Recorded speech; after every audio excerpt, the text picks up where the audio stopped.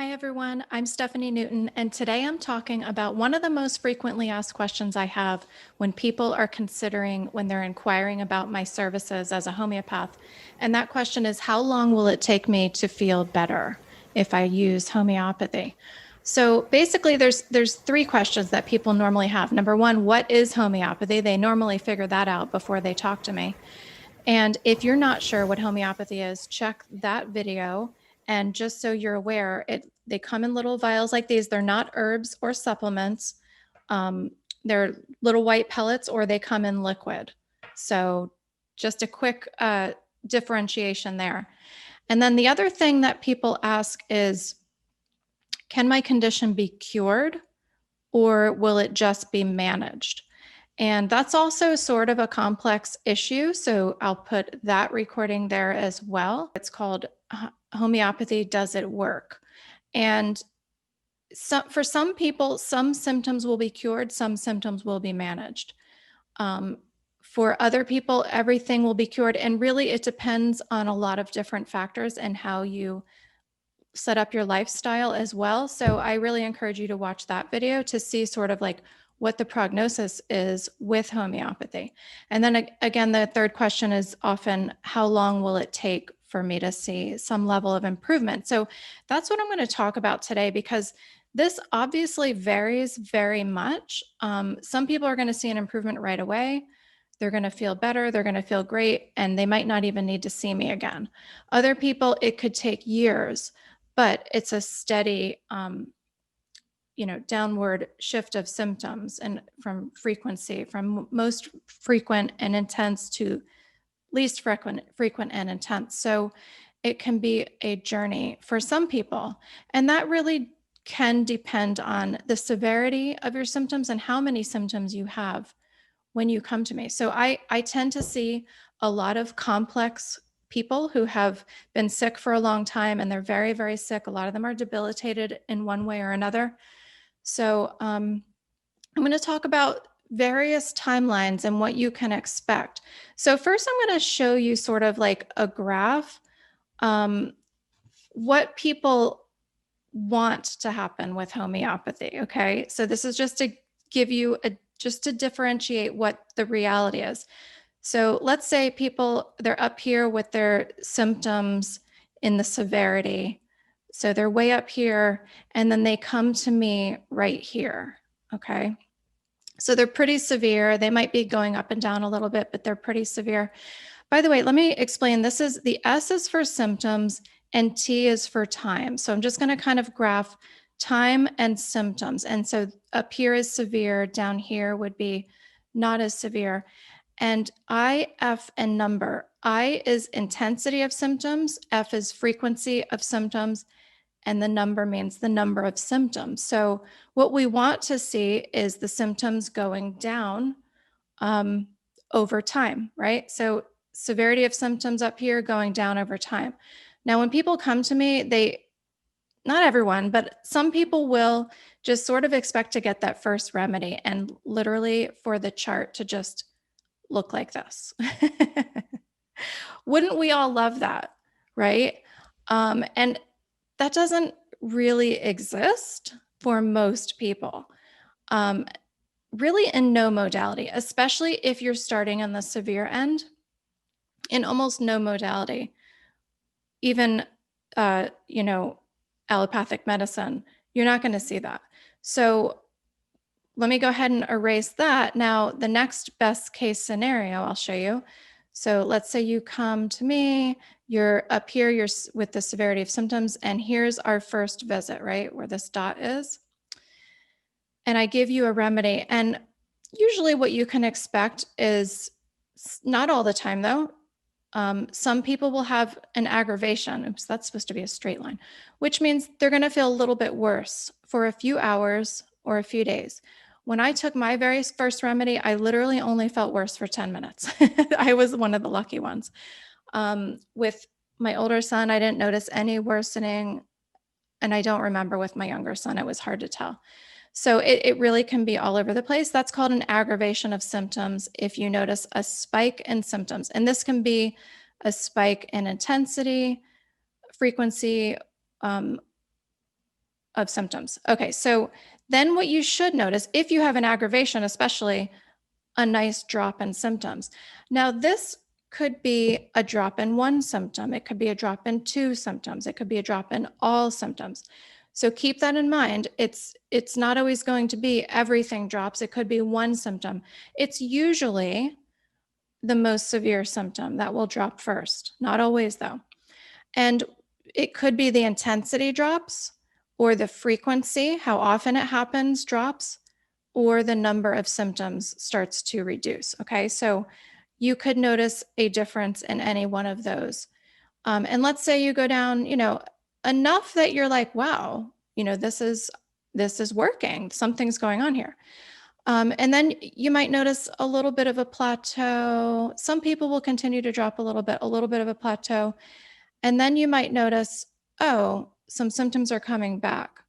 So at this point is when you want to have a follow-up, okay? Because the protocol I gave you that got this result and this little bit of a plateau has gotten stale and something needs to change. So with my initial consultation, I'll actually make a change 2 weeks in to prevent this worsening from happening. I want to jump right on it in 2 weeks, because it's possible that all you need to do is, like, say I have you take a remedy once a week, I might change it to taking it twice a week to prevent that upward shift of symptoms from happening. Or I might have you go up in potency. So instead of taking a 30C, I might have you go up to a 200C. So by staying in touch frequently, I can prevent this upward shift of symptoms, usually, not all the time, because, chronic illness does tend to have sort of a sawtooth effect when you're healing in general. So, okay, so let's say that you start to notice yourself going upward. You want to make your consultation as quickly as you can, or email me if it's because I always have some people check in with me 2 weeks after the first consultation. So we should be checking in at this time and bringing this back down. So what I'll do to bring this back down might be, like I said, changing how often you take it, changing the potency, or I might decide, okay, you've already shifted from this remedy. You need to go to the next protocol. It's time to change. And then with the next protocol, you should notice a decrease of symptoms again. So as you can see, we have a nice sawtooth effect here. Now, up here is where people tend to get anxious, because they say, okay, I was feeling great. Now what happened? My remedy stopped working. Not necessarily. It's just that we need to make a change. That's all. It's with homeopathy. It's not take this once a day and come back in 2 months. It doesn't work that way, especially when you have severity of symptoms. We need to be frequently shifting the remedies, whether it's how often, potency, or changing the remedies, or adding one on, or something like that. And so this can just kind of keep going on, okay, we meet here maybe as you're plateauing, or we meet here to prevent the spike again. But, let's say you spike again, and we're going to start a new protocol and go back down, and we're going to just keep on going down. You will notice plateaus between protocols. Okay, that's just normal. That's the body adjusting. That's, there may be a lag in time before you can get in to see me and you're sort of plateaued. So, what I tell people is to meet with me every 4 to 6 weeks. Most people can stretch it out to 6 weeks. For some severe cases that there's maybe a lot of emotional lability and there's just a ton of shifting, probably every 4 weeks is going to be best. Okay, so I'm going to go ahead and erase all this. Oh, I have so many lines here. And I'm going to show you another scenario and possibility.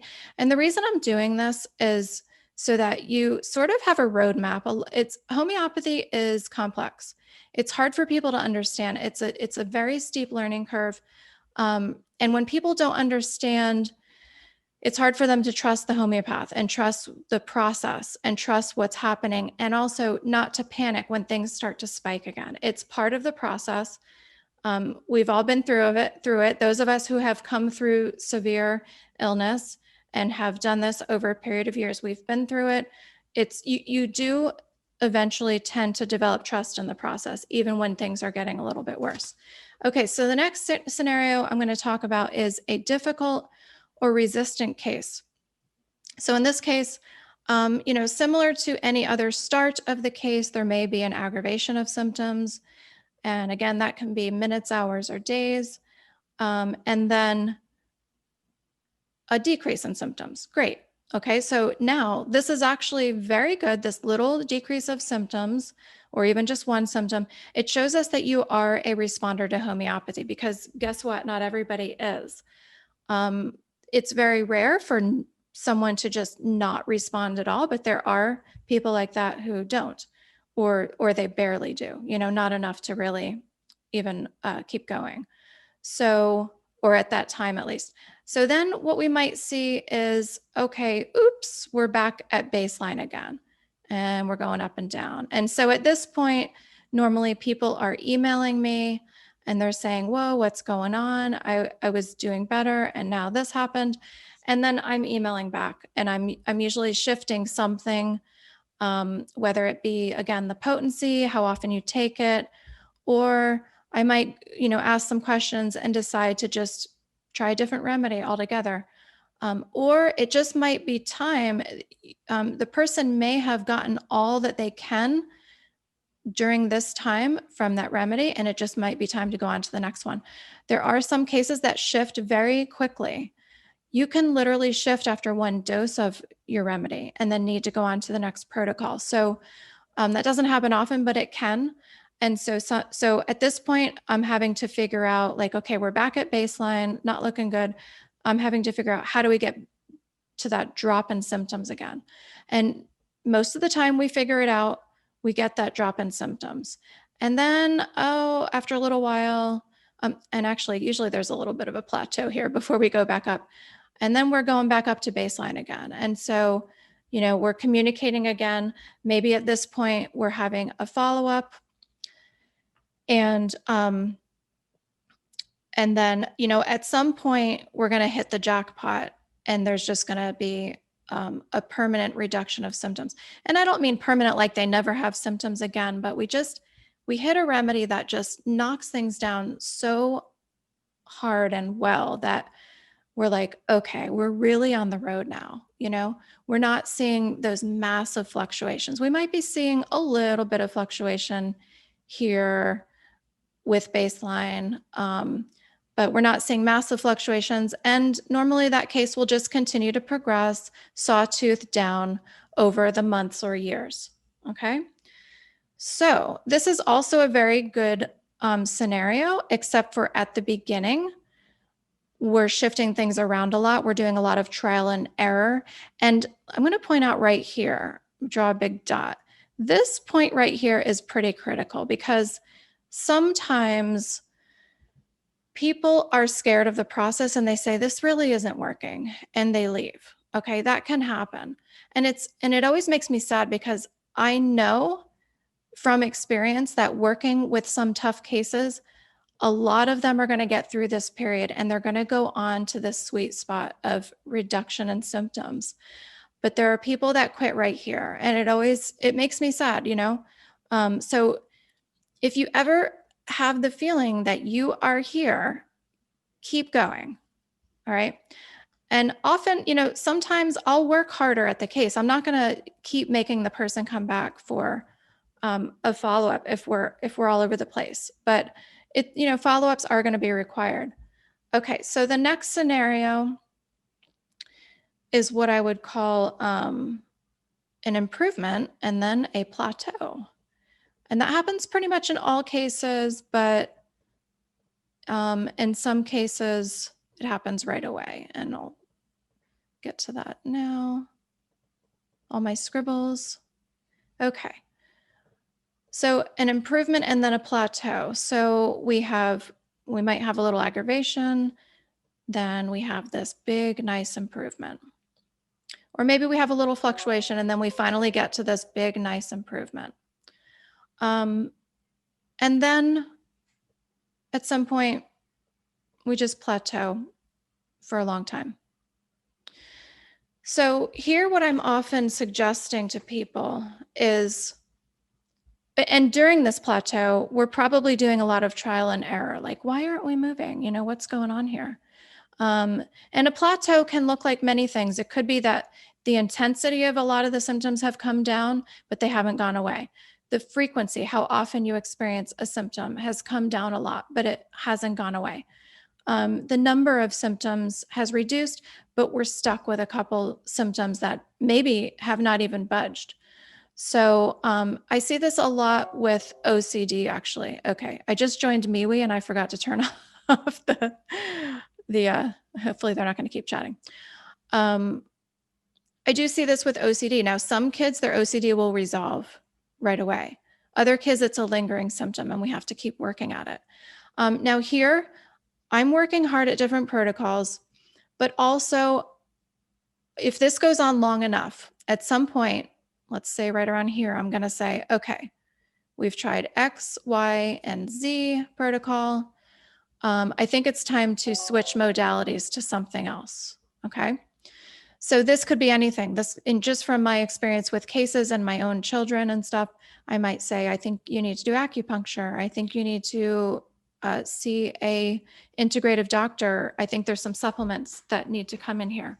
I think we need to do some herbs. And in that case, I can often start the process of herbs, but I'm not an herbologist or anything. I don't know. I might say, I think you need a chiropractor.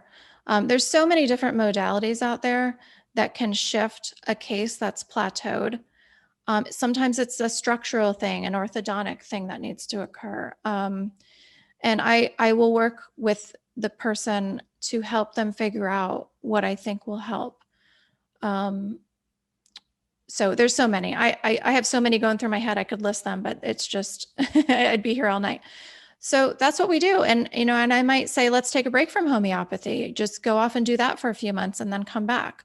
And yes, I've seen cases where they go do something else, they get improvement, and then they come back and homeopathy can help again. So sometimes you have to bounce around to different modalities.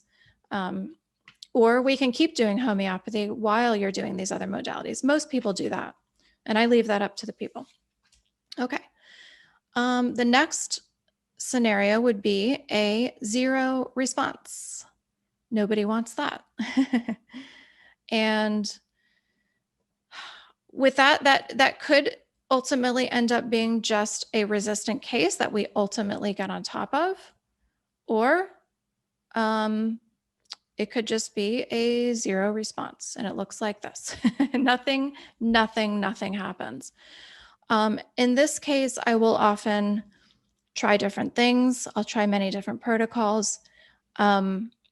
I'll get on the phone with people and really dig and make sure that a lot of times if somebody says nothing happened and I go through the case notes and I read back some of the symptoms and behaviors, they'll say, oh, you know what? I didn't notice that actually did change. That actually did get better. I mean, I would say like 80% of the time when I hear no response, I'll go through the notes and they'll be like, oh my gosh, I didn't notice. Because a lot of people, like I said, they come to me, they're complex.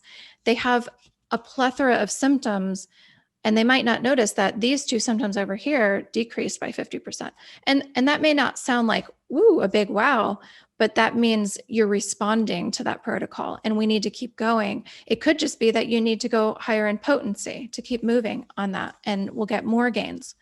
So it means that the person is a responder.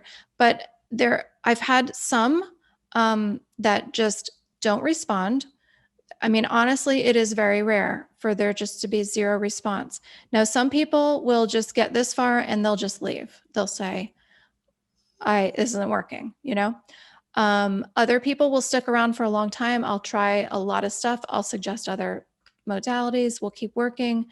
I have a case right now where I've been working with the family for probably 9 months and like zero has happened. And honestly, in looking back, I don't think I've ever had a case like that. Probably because the few that really were like that may have left right about here. But normally, if somebody sticks it out, we're eventually going to have a breakthrough. Okay. So for a case to just go on and on and on and have zero response, not even like, oh, I'm feeling like I have a little more energy or I'm sleeping better. It's very, very, very rare. Almost everyone, I don't know what the percentage is. Let's say 95 to 99% of people will respond to homeopathy. So it's super rare for this to happen. And who knows, maybe at the 12-month mark, I'll have a breakthrough with this case. We'll see. Okay. And then the last one, I guess, those are the most common. Well, the 0 is very uncommon, but I wanted to put it out there. The next one would be a regression. And I've sort of already talked about that, but I'm going to talk about sort of a long-term regression. Okay, so we have a typical case response. Let's say we've been through lots of Sawtooth. We're going down. We're doing great. And we get down here. So now we're talking about like long-term, right? And over, let's say, months and years, the case is looking great. We're at a place that we really wanted to get to. The quality of life is excellent. Everyone's happy. And then all of a sudden, boom. Well, not this part yet, but boom, symptoms go up. I see this a lot. Well, not a lot, but I see this with pandas cases. Pandas cases can take years to stop having these wild fluctuations or out of the blue exacerbations. This can happen, especially with pandas cases in puberty. I've had a few cases where we've been going along for even several years, looking great. And then boom, puberty hits, and it almost feels like we've lost every single gain. Now, in my experience, what we'll see here, let me just clean this up a little bit. What we will see here is, okay, so it goes way up, dramatic. Everybody's like in crisis mode, right? It will take some work to work this out, but it will come down quicker. There won't be like this long drawn out sawtooth effect normally. It will just, we'll work on it a little bit and it'll come down pretty quickly back to baseline. So here you're going to get back to baseline pretty quickly when something like that happens. And I don't know what that is. Maybe because the body is just more resilient. The body has had a lot of healing time. And so I don't know, the person's been sleeping better for several years, whatever. They just have more resources. Their body has more resources to make that quick recovery. It also could be that a client who has been through this process with me for this many months or years, they're going to have a lot of trust here. They're not going to run. They're going to be like, okay, I've been here before. Stephanie or my homeopath got me through this. And, so I know that we're going to get through this. Outside of that, yeah, it's still super scary to see something like that happen. It can create like a PTSD effect, but normally the people at this point are pretty trusting. They're trusting the process. They're trusting homeopathy. They're trusting me that I'm going to be able to work that out. So, I think that's all I have for you guys. So yeah, I wanted to make sure that I address how long the process can take. And now I didn't really specify the amount of months and years because this can vary. It can be a couple months. It can be 10 years. So it just depends on the severity. It depends on how the person is living their lifestyle, if they're eating, taking care of themselves, what the amount of stress is in their environment. There's a lot of different factors, but most of those factors can be overcome with homeopathy. It just might take longer if those prohibiting factors are in the mix. So, all right, hopefully that helped. And like I said, the other videos, what is homeopathy? Does it actually work? So basically that talks about like, is there a potential for cure? Those videos are available. And if you are interested in my how to use homeopathy in your home book, go ahead and find the link below for that. That can help you get started if you'd like to dabble at home for acute conditions. And you can also sign up for my free intro to homeopathy course that I have about every 6 weeks at the time of this recording. That's in the link below as well. All right, take care. Thanks for watching.